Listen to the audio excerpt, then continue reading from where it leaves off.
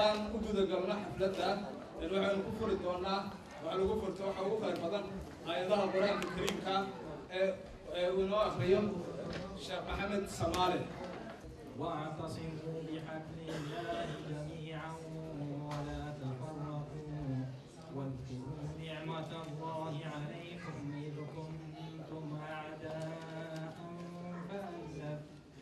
إذ كنتم أعداء فألف بين قلوبكم فأصبحتم بنعمته إخوانا وكنتم على شفا حفرة من النار فانقذكم منها كذلك يبين الله لكم آياته لعلكم تهتدون ولتكن منكم أمة يدعون إلى الخير ويأمرون بالمعروف وينهون عن المنكر وأولئك هم المفلحون ولا تكونوا كالذين تفرقوا واختلفوا من بعد ما جاءهم البينات وأولئك لهم عذاب عظيم. صدق الله العظيم. barnaamijku wuxuu ka koobnaan doonaa qaybo iskugu jira warbixin iyo qaybo kale oo aan uga faa'iideyn doono tacliinta dhalinta yaryar ee ka socota bulshada. marka haddii aan hadda usii gudagalo intaan u gudbin warbixinaha hay'adda Samson Relief ee khayriga ah waxaan ka saarnaynaa dib u dhaca ku dhacay xafladda oo ay sababtay dadka oo waqti dambe wadayay waxaa ka muuqda xagga dambe laba baanan oo labaduba ay yihiin laba hay'adood oo xawilan lacagta labada hay'adood sida ka muuqata halkaa waxay ka qayb qaateen suurtagelinta xafladda waxaan u maleynayaa inay ku mahadsan yihiin iyadoo si gaarana marka dambe ay mahadda ugu celin doonaan guddida halkaa fadhida haddaan intaa ku dhaafo waxaan u gudageli doonaa xafladdii oo ku bilaabato warbixino marka ugu horeysana waxaan ku horeyn doonaa gudoomiyaha hay'adda Ismaan Xaashi Dowrax. الرحمن الرحيم والصلاة والسلام على رسول الله. السلام عليكم ورحمة الله وبركاته. horta hadda waxaan ka salaamayaa martida sharafta leh ee halkan noo soo buuxisay maanta dadweynaha soo sharfay doctorkeena Dr. Goor iyo macallin Ismaaciil aad buu mahadsiisay meesha nagala soo qayb galay. waxaan halkan iga siinayaa warbixin yar oo kooban oo ku saabsan hay'adda waxaa ku xigi doona warbixino tafaasiil ah oo qaybaha kala duwan ee hay'addu ay leedahay ay bixiyaan laakiin warbixin gaaban baan idigu bilaabaya. hay'adda magaceeda waxaa la yidhahdaa Samson Relief. Samson Relief waa urur ka jira gobollada Midlandska ee bartamaha waddanka Ingiriiska. hadda wuxuu ururku soo jiray muddo 1 sano iyo dhowr bilood ah. xaruntiisuna waa magaalada Birmingham. waa urur waddanka Ingiriiska uga sharciyeysan inuu yahay urur samafal ah. ururka ujeedooyinkiisa waxa weeyaan laba ku soo koobo inuu bulshada halkan joogta siiba dhalinyarta ka caawiyo sidii ay waddankan uga faa'iideysan lahaayeen dhibaatooyinka dhulkani leeyahayna looga fogeyn lahaa waa ujeedada koowaad. ujeedada labaad waxa weeyaan inuu wax ka qabto la dagaalanka faqriga dhulkii aan ka soo jeednay ee geeska Afrika taasoo la qabanayo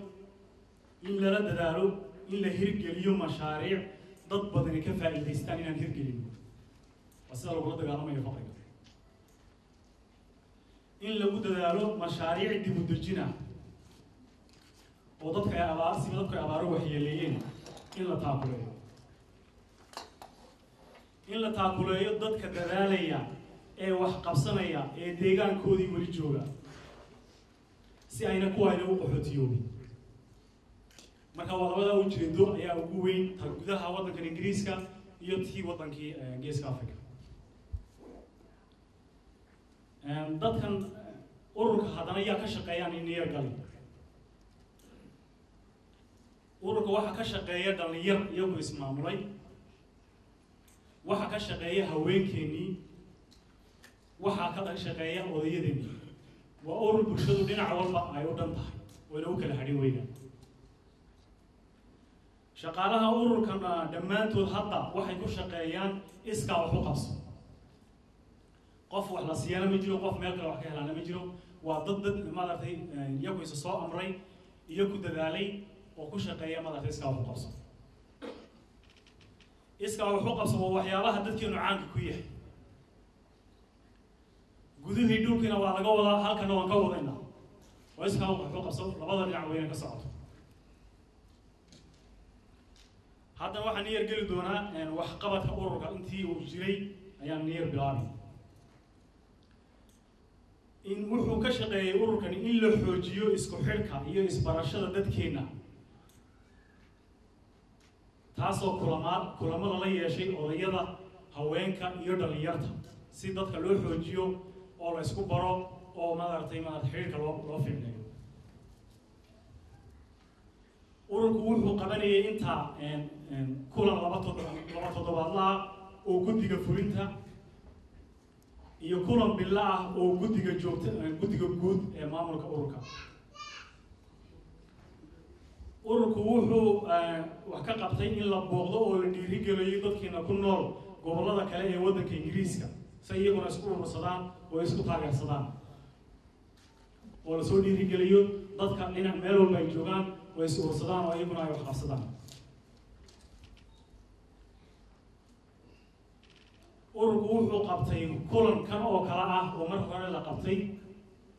oo inta sanad ka soo wareegtay oo dadka la isugu yeedhay oo laga warbixin la siiyey oo bulshadana lagu abaabulay ururku wuxuu qabtay mashaariic samafal ah sida tii abaaraha ee loo ururiyey oo lacag loo ururiyey wuxuu kaloo qabtay labadii ciidood in la isku soo daro ciid alfidridii in la isku soo daro maaragtay fidridii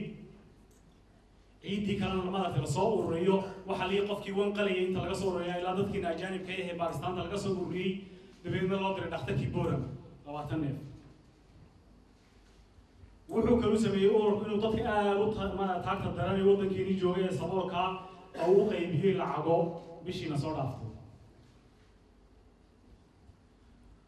ururku wuxuu sameeyey in xog raadin loo tago Somaliland iyo Ethiopia oo la soo ogaado meelaha wax laga qaban karo iyo cidda lala shaqayn karo intaba ana waa soo sameeyay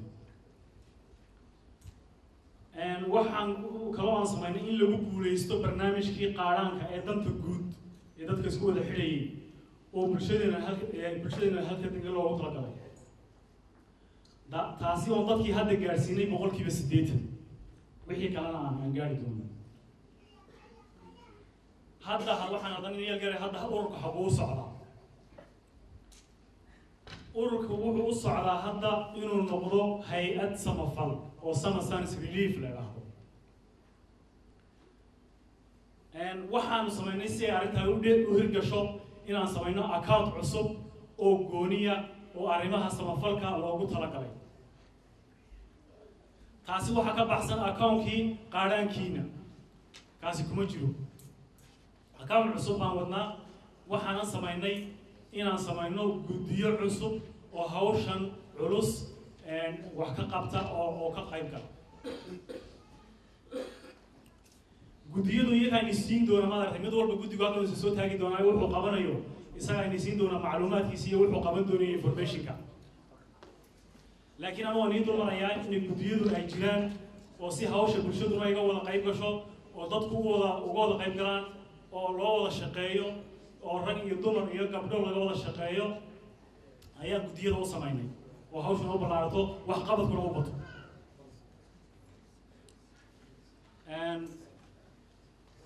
waxaan sameynay guddiyada aan yar dulmaro waa guddiga dhaqaale raadiska oo fundraising af ingiriiska lagu yidhaahdo guddigaas isagu waa la fahmayaa inuu wuxuu noo qaban doono waa inuu dhaqaale raadiyo aan ku hawlgalo waxaan isla sameynay guddiga tacliinta iyo bulshada oo iyaguna community work weeyaan waa dadka halkan hawshii ujeedada koowaad aan lahayn dadka halkan jooga wax loo qabanayaa way u qaban doonaan waxaan sameynay guddi tala bixin ah oo meesha intaan waxba ka qabanay waxaan qabanaynaa oo dhan noo soo tala bixiya oo maaragtay si fiican ugu soo baara oo wixii meesha ku bixi lahaa iyo sidii wax looga qaban lahaa iyo sidii looga shaqayn lahaa intaba noo soo kooba oo arrintii diyaar noo soo diyaareen waan sameynay guddi kale waxaan sameynay aan idhi hawlaha warbaahinta iyo xiriirka u qaybsan oo annagu waxaan u baahnay dadkii inaan wax xidhiidhino dadkii inay nala xidhiidhaan in dad kale dibadda nala xidhiidhaan hay-ado nala xidhiidhaan cid walba nala xidhiidho marka ciddii noogu qaybsanayd bay noqonaan iguna haddaan imika nii sii galo himilooyinkayga iyo waxa aan rabno inaan tiisanayno inaan gaadhna aan rabno waxaan rabnaa sii xoojinta isbarashada iyo wada shaqaynta iyo midnimada bulshada inaan la sii wado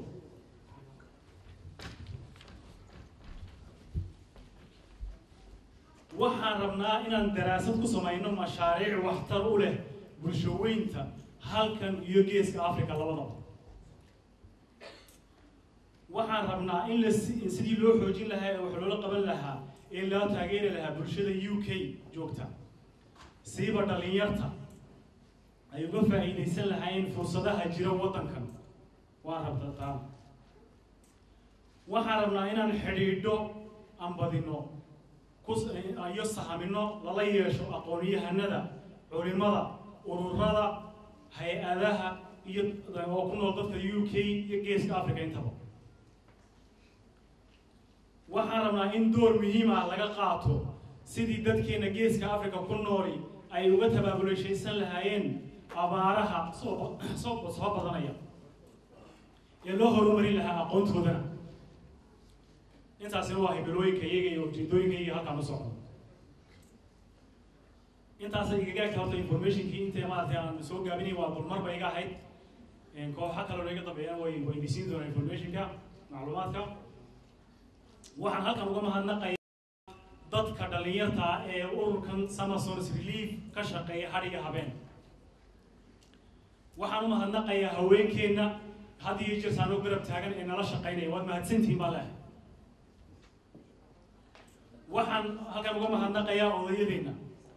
waxaan halkan uga mahadnaqayaa martida had iyo jeer soo sharfisa ee nagala soo qayb gala ururadeeda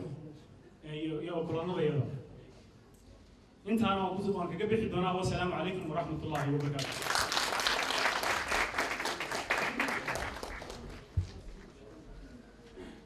igara lahaad haddaan mar walba ku celceliyo baanalada halkaa ku yaala oo runtii qayb libaaxda ka qaatay xafladan qabanqaabadeeda gaar ahaan xawaalada Amuud Express oo mar allaala markaan u bandhignay markiiba nagu tiri waxa allaala waxaad nooga baahan tihiin waad naga heli karaysaa gudoomiyaha maaliyadda u qaabilsan hay'adda Summersource Relief محمد حياط بسم الله الرحمن الرحيم السلام عليكم ورحمة الله وبركاته بعد ما تسنتين ساد قيمة على النقطة معدن مركز هذا واحد عن حاجة كشيء يا member contribution كا مركز أم بلاوني قرر كان لحية توقف مركز وجوه الرئيسي أجيبتي وحنا كقولي سنلي إن يكون بحيان standing order كا بقول كي باللحدن مركز هذا واحد كبقى بقول كي بفرتن لعقت أنت لو قولي استي أنت ماشى برمنجام ياجي أجار كي يكون الواحد نقطتين بقول كي بشان يسقاشل السلام عليكم ورحمة الله وبركاته. anigoo ku sii socdo weli warbixinadii hay'adda waxaan idin sheegay sanadkan cusub ee 2012 in la sameeyay gruubyo cusub oo ka qayb qaata horumarinta hay'adda marka haddana waxaan ku xijin doonaa group loogu talagalay inay horumariyaan tacliinta dadka degan halkan Midlandiska oo groupka oo presentationkooda u jeedin doona السلام عليكم.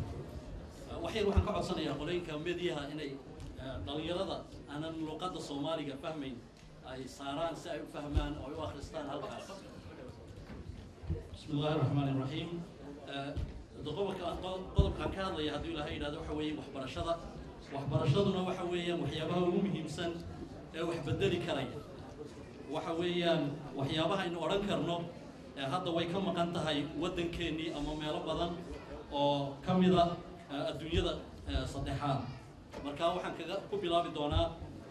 جوديان لو مجعبه وحويان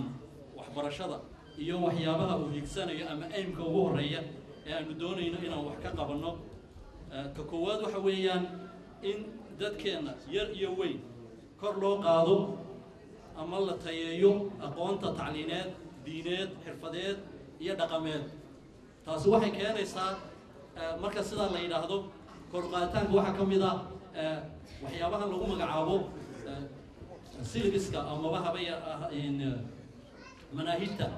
oo halkan lagu isticmaalo curriculumka la yiraahdo in wax laga bedeli karayo waxa laga yaabaa kulamadii ama dadkii hore ee soo baxay ee halkan jooga inay aqoon fiican u leeyihiin curriculumku siduu yahay markay ku kombargareeyaan kan wadamadan aynu joognaa inay haba yaraatee aanay isku dhaweyn marka taas waa mid aynu doonayno inaan wax ka qabanno iyo sidii loola xidhiidhi lahaa ee wax looga bedeli lahaa tan labaad waxa weeye ka warhaynta iyo iskaashi iyo gargaar u fidinta dugsiyada waxbarasho ee geeska Afrika amaba Horn of Africa waxaan jecelahay hadda inay ka shaqeyso Horn of Africa markaan leenahay Ethiopia, Djibouti iyo Soomaaliya intaba inay ka shaqeyso hadduu Ilaahay yiraahdo intaas waxa ahayd aimka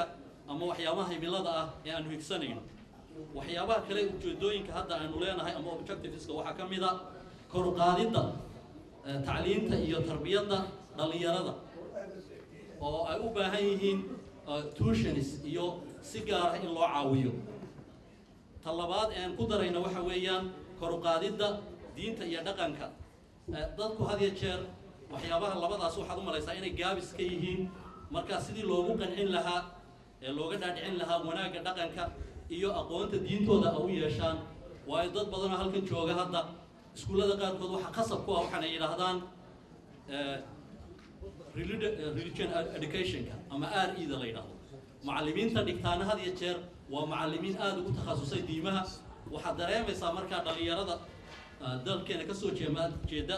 amaba Soomaalida ah ama muslimkaba ah in mararka qaarkood challenge lagu geliyo oo diintooda naftigooda looga dhigo inay tahay diintoodu mid aanan sidaas waxba ay uga jawaabi karayn marka waxyaabaha ugu muhiimsan ma aha in la xafidsiiyo quraanka laakiin waxa weeyaan qofku inuu diintiisa u yaqaano si uu iskaga celin karo qofka kale una jawaabi karo una tusi karo waxyaabaha loo baahan yahay waxaan hadda u dhaqaaqaynaa qaybta ugu dambaysa oo procedure-ka ama action plan-ka waxa lagu tilmaamayo qaybtaasi oo soo qaadanay ilaa dhowr qodob waxa ka mid ah ka koowaad abuuridda kormeerka iyo dhaqaajinta dugsiyo hoos yimaada hay'adda Samson Relief inaan isku dayno wax iskuulo ah ama waa meel ay iskugu yimaadaan oo laga dhaqaajiyo iskuulada wadankan waxa caana haddii wadankan dadka ku nool 2 sano ay maamulaan iskuul dawladdu inay ka bixinayso oo dhiirigelinayso laakiin dadkii isku imaadinkoodii ayaa la laayahay taasi marka waxaan kula talinaynaa inay la samayn karo ama tusaale loo noqdo sidii jaamacadii Camuud in wadankan iskuul laga abuuro hadduu Ilaahay yiraahdo si dadka kalena ay noogu daydaan diyaarinta jaangooyinta manaahijta fasallada macallimiinta iyo qalabaynta dugsiyada taasina inaan isku dayno sidaan u samayn lahayn iskuuladaasi manaahijtooda iyo qalabka ay u baahan yihiin iyo iyaga naftigooda saan u furi lahayn waxaan kaloo ku daray saddexaad qabanqaabinta iyo agaasinka seminaaro tababaro wacyigelin kor loogu qaadayo aqoonta macallimiinta ardayda dhalinyarada iyo guddiga Samson nafteeda waxa weeyaan aqoontu ma dhamaato ama waxbarashadu ma dhamaato ilaa waxay ka bilaabantaa inuu markuu dhasho ilaa iyo qofku markuu godka galayo marka in qof kastaba lagu dayo sidii loo kordhin lahaa ee seminaaradaasi iyo wacyigelintaasi loogu furi lahaa waxaan kaloo haddana qodobka afraad ka dhignay inaan tayeynta aqoonta iyo xirfadda guddida iyo xafiisyada hay'adda inaan taana isku dayno inaan iyaga naftigooda meesha manbaco wax ka soo baxayo aan kor u qaadno oo aan isku dayno inay noqdaan kuwo wax fiican ay ka soo baxaan oo qalabkeedii iyo waxeedii oo dhan haysta ta ugu dambaysana waxaan isku dayaynaa inaan wax ka qabanno qabanqaabinta kulamo ama tartamo ciyaareed tacliineed iyo dhaqameed si loo xoojiyo qofka dhinac kasta jismigiisa maskaxdiisa iyo xidhiidhada uu dadka la leeyahay intaas ayaan ku soo koobaynaa waxyaabo badan oo waxbarashadu ay u baahan tahayna way jirtaan laakiin waqtigaas ka kooban waxaana noo sii socda afartii waaxood ee loo sheegay ee cusbaan loogu talagalay sanadkan cusub waxaan haddana u yeeri doonaa waaxda dhaqaale abuuridda iyo ka qaybgalka wacyigelinta bulshada sidii loo abuuri lahaa dhaqaale uu inoo soo jeediyo walaalkeen maxamed gaaxshane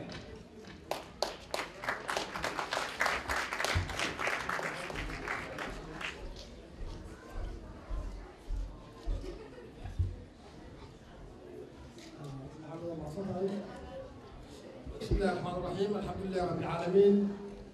والصلاة والسلام على رسول الله صلى الله عليه وسلم دعمان الشعب قام يسكين لدي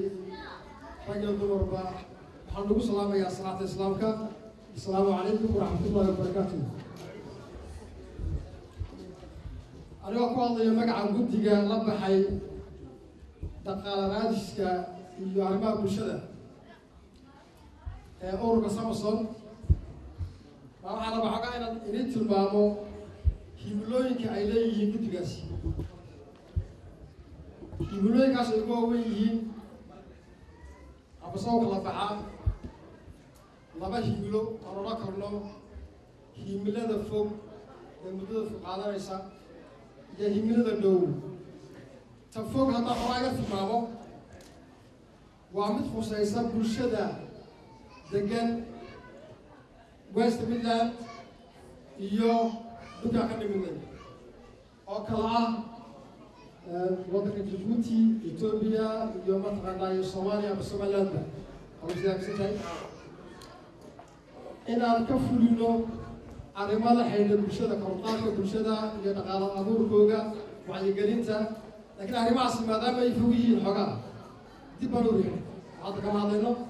hadda waxaan rabnaa xoog saarno maadaama cusub nahay oon hadda sanadkii sameey inaan u gudubno mashruuca muhiimka ah amase himilada dhow taasoo ah in la helo inaan helo rug amase xarun aan ka duulno aan ku xaqiijino waxaan aaminsan nahay waxaan naga dhexe guuxaysaan aanu mataqaanaaye rumayno waxaan u baahannahay oo lagama maarmaana in la helo حرون أما سليك أما ساتر أما مركز سلام فاهم سبب تعصوا كانوا بيحدونها عربية حتى لقد وجهي كلاها إن الله لو عرض وحلا بريا إن الله لو سكولو أما مال أو كبرتان تعصوا تهاي وعن تعالى هنا ذكر سوق الولد الله اوكي سلام قولون أما سمت غناي غريو أما مالا أي wax ku bartaan kow in loo helo carruurtaas waxa la barayo waxa barasho sidoo kale ka dhawajo Xuseen waxa barasho tayo leh oo ka duwan kuwa hadda jira oo mid ka mid noqon doonto one to one tuition yani arrimo ka duwan waxaan maanta hayno hadda Soomaaliland arrimo ka duwan inaan waddo ka caraga rajayna insha Allah taala marka booskiya ka dhigay arrintaas kow waa muhiim iyo in la helo meesha dugsiga lagu baran lahaa quraanka kariimka iyo diintooda asuubta wanaagsan ee anshaxa fiican ummadda lagu bari lahaa iyo luqadda Soomaaliyeed oo moodo xogaa in la iloobo laga tagay taasoo ah muujinaysa jiritaanka ummadda Soomaaliyeed waxay xiran tahay ilmaha inaan u gudbino dhaqankeennii wanaagsanaa iyo luqaddii Soomaaliyeed haddii kale waxa way wax soconayso si ay taas u gasho waxaan u baahanahay xarun markas center aad u muhiim ah waxaa kaloo muhiim ah meesha ama markas ka ballaaran haddaan sawir kaga bixiyo haddaan meesha wax lagu baranayay quraanka ama tacliinta odayaashu mataqaanaa isku imanayeen dumarku isku imanayeen hoolal mataqaanaaye la kilayale meel sportiga waxaan ognahay beriyahan dambe waddankan inaan la qabsan laanahay oo maxaa dhacay dadkeennii waa weynaa ragga dumarba murqihii baa ina adkaaday lafti waan la fajabnay xoogaa caafimaadkeena ma wanaagsana arrimahaasaan waxaan u baahannahay meelo ay ku jimicsadaan ragga dumarba odayaasha hor fadhiya xoogaa waxay lugeeya baan u baahannahay waa laga marmaan meelaha carruurta ku ciyaaraan oo runtii ay isku bartaan waxaad moodaa dhaqankeenu wuxuu sheegaya inaan u deganahay teelteel nin kasta uu degaya gurigiisa uuna korsada carruurtiisa oo kaleeta si aan ummadda isku barnana nafteenu waxaa muhiim ah laga marmaan ah inaan ilmaha u helno meel ay isku yimaadaan oo isku bartaan waxyaalahaas aan qaban doono aba masaqaana markaaskaas faraha badan ee ballaaran wuxuu na koosgaran doonaa lacag ballaaran buu na koosgaran doonaa lacagtaa markaas si aan u soo innaguna aan mataqaanaa aan u gudno aba aan iska bixi karno waxaan u baahnaa inaan activity fulino warqadaas ku xusuusta kolley meesha ku qoran gidaarka iyadoo si fiican aan u soo mataqaanaa caddaynay muhiimadda waxa weeye waxaa laga maarmaana oon anaguna diyaar u nahay oon soo diyaarinay oon ka soo shaqaynay muddo hadda sanad aan wadnay inaan soo xaqiijino meesha aan u baahan nahay analyskii waan dhammaynay hadda waxaa noo hadho keliyata inaan meesha soo helno in la galo iyo inaan u diyaargalowno yaa u diyaargaloobaya waxaa u diyaargaloobaya dadka bulshada degan west midland inaan maskaxdeenna iyo kartigeena iyo maalkiina isku geyno si aan u xaqiijino markaskaas inaan helno insha allahu tacaala sanadka gudihiisa halkaas ka soo baxaya wassalaamu calaykum waraxmatullahi wabarakaatu haddii aan wax la baxno inay isbixin doonto mashruuca waxbarashada iyo in la helo xarun la degi karo waayo haddana raalli ahaada haddii aad ilaalisaan mataqaanaa ee aamusnaantu way fiicanta waayo haddii aan ka gudubno waxaan u gudbi doonaa barnaamijkii warbixinta ahaa oo sii socda oo laga warbixin doono sanadkan 2012 wixii loogu talagalay haddana waxaan u yeeri doonaa walaalkan Sakariya Daahir si uu noogu sheego sidii aan u raadsan lahayn dhaqaale iyo halkii aan ka raadsan بسم الله الرحمن الرحيم والصلاة والسلام على رسول الله صلى الله عليه وسلم السلام عليكم ورحمة الله وبركاته كل ورك انتي سيبنا والله شيء وحلا يسكع فردياي ودقالة مركا جودي كانوا كجرو أنا عاو هاللي واسدي دقالة لوهلي لها إلى دقالة أو جودي هي دبده بقى مركا دقاله هذا وحلا سوى شيء إنها سلدق لو بهاي مال سلدقة لو بهاي سلدقي العقب بهاي وحلا شيء قيبتي محيدة وحبرشة على شيء وحلو بهاي يدنا برنامج لو سميه العقب لو بهاي يو قيبة كلو بهاي كلو جرا قيبتي محيدة سبورتي يكلا دونا مركا أنت صورني بابور كارمنا إن عندك عجينو شاكي ويان شاكي مركو باور كيو شاكي لا ديارة أنا كو قيمت أنا وديارنا هاي وقيمتي باور بلا بنزين مدقاقي كرا مايا أنا كو حرمنا بنزين كينا كو شبنو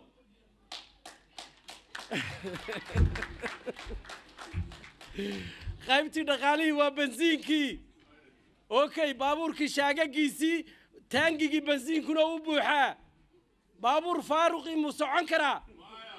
ما سعون كرا يده بابورك هو بزنس ما دركتي بس اسكا سocdo meel bila rakaab oo meel iska warwareegaya maya diyaarad iska dhoofto wadanada iska taagtagtaa ma jirtaa maya ma dhacaysade waa inay rakaab haysataa waa inay passenger haysataa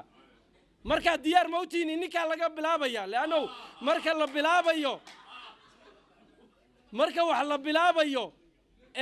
baabuurkaasi businesska sameynaya أما ديارة بزنس كسمينيسي نمبر 1 waxay ku bilowdaa shacbigeega citizenkeega iyo dadkeega ku bilowdaa markay dadkeega hesho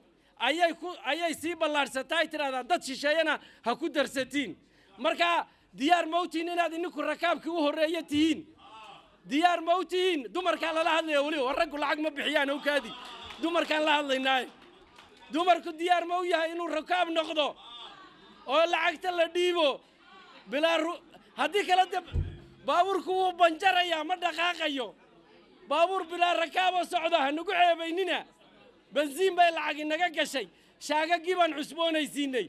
warkaasuu baabuurka u dhaqaaqo rukaabkii ha la isdiyaariyo amba basanjarka u horreeye baabuurka soo fuulay wuxuu ka bilaabayaa foomamka layni siiyey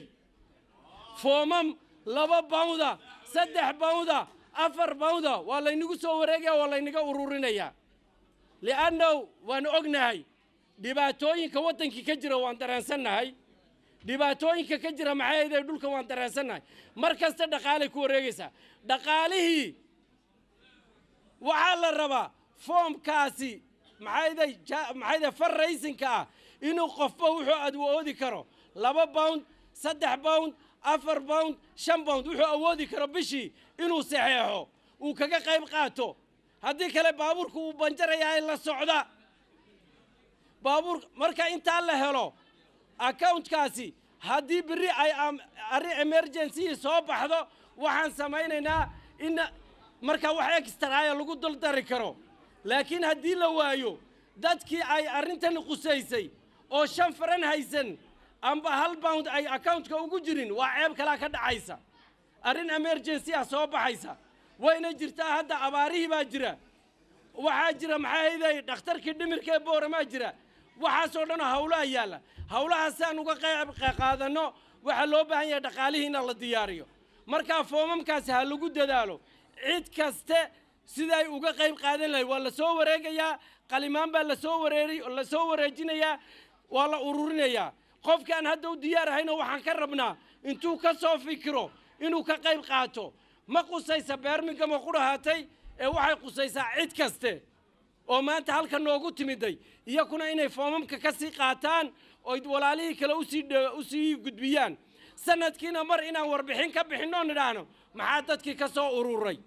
maxaa dadkii laga qabtay halkee baan dhaqaale kale ka raadinaa markaan annagu wax isku soo ururino ayaan dadka kalena wax ka sii raadsanaynaa marka arrinta diyaar ma u nahay waaya waa mahadsantihiin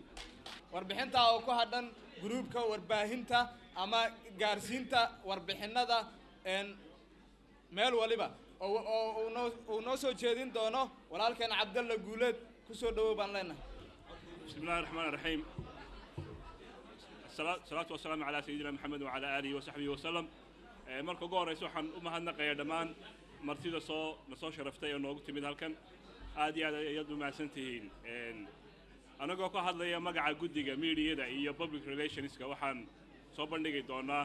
2 mashruuc oo gaagaaban oon samaynay sanadkii gudihiisa ama sanadkii la soo dhaafay dhamaadkiisa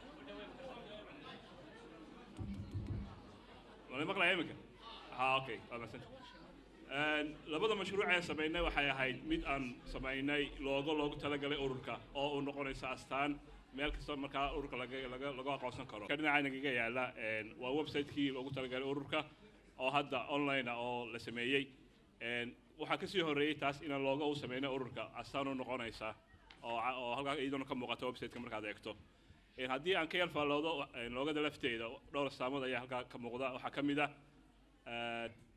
waa loogadii iyo astaamihii ka muuqday marka loogada markaan fiirino waxaa ka muuqda cadceed soo baxaysa taas oo ka betelaysa ururka cusub ee hadda iftiinka u soo baxaya dadka community-ga aan halkaan ku joogana waxaa ka muuqda geedkii nabadda hoos u fadhiisan jirnay dadkeenii dhaqan ahaan waxaa ka muuqda waddo la dhisayo taas oo iyaduna ka metelaysa horumarka aan hiigsanayno ku soconno waxaa kaloo halkaa ka muuqda buug xagga cilmiga isla metelaya lagu yaqaanay aqoonta iyo waxbarashada halkaas sama belief ku qoran tahay waxaa ku hoos qoran fartaas oo afartii awda lagu yaqaanay Soomaaliga ugu horeeyo la qoray Soomaali ahaan halkaa iyadana ku qoran tahay oo iyana dhaqan ahaan iyo tradition ahaan ugu talagalay haddaynu tagno slide-ka ku xiga وكا website community ku galay waa summersonisbelief.org waana live qofkii doonayaan waa kala waxaan lagu galay magaca website-ku markaa wuxuu ka kooban yahay 2 qaybood qayb aan ugu talagalay public oo qof kastoo markaa website-ka kale oo akhrisan karo madaxayna inuu yahay marka sidaa summersonis waa macluumaad guud oo loogu talagalay public qaybta labaad waa qayb studio ah oo loogu talagalay dadka website-ka ah summersonis oo keliya qaybtan waxaa lagu geli doonaa oo keliya website social media password qofka la siin doono ururka ka mid ah waxaana bixin doona password ay usernameka guddiga ururka oo dadka u qaybin doona haddaynu markaa website-kii waa kaasataanka ka muuqda wuxuu ka kooban yahay dhowr page qaybo waa la sameynaya hadda waxaana loogu talagalay in dadku kaga faa'iidaystaan xagga waxbarashada xagga isgaarsiinta xagga wacyigelinta iyo wixii la isku sheegay oo dhanba halkan la isugu sheego waxaan ku dadaali doonaa inaan xagga waxbarashada aan awood saarno oo ku soo xidhno mesela website-ka website kale oo carruurta lagu bari karo diinta lagu bari karo Soomaaliga lagu bari karo waalidiinta wixii talaabo siinayo kalaha lagu soo qoro wuxuu noqon doonaa mid markasta waxyaabo cusub lagu soo daro oo marka waxaan ka rajaynaynaa inaad website-ka markasta la xidhiidhaan oo la socotiin karo waxyaabaha lagu soo qoro insha Allah haddii la yidhaahdo waxaan awoona mashruuc hadda socda weliba dhammaystirnaa laakiin waa muddo dhow waxaan ku doonaa inuu dhammaystirno haddii la yidhaahdo aad iyo aad baan u dhammaystirnay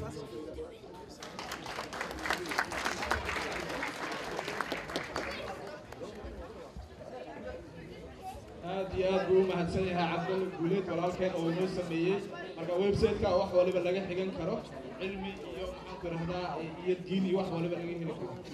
haddana waxaan u malaynayaa warbixinadii aad in ballan qaad